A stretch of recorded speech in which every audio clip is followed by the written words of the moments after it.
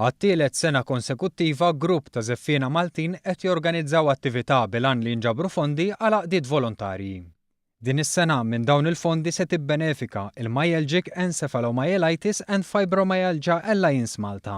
Kull sena aħna nagħmlu din attività il-ġnejna u kull sena niġbru għal fondazzjoni differenti, assoċjazzjoni differenti. Dis-sena ddeċidejna għandi uħud mill-istudenti tiegħi li jiġu Zumba u jibatu b'din iċ-ċirkostanza. Huma kienu l-inspiration tiegħi.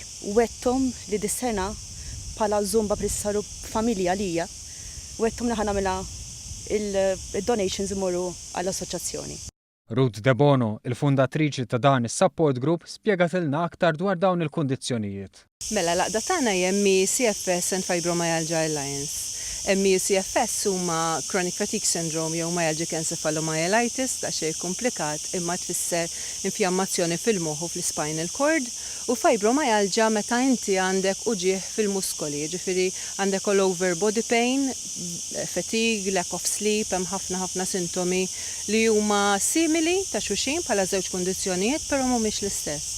De Bono spjegatilna aktar fid-dettall fejn se jmorru l-flus miġbura. Aħna noffru support psikoloġiku, ġifieri kemm jista' jkun kemm aħna tal-kumitat u kemm bħala workshops u support meetings nippruvaw ngħinuhom b'mod ta' ħajja, jgħixu mod ta' ħajja aħjar, jiklu dieta aħjar, nġibulhom persuni li jistgħu jitkellmu magħhom.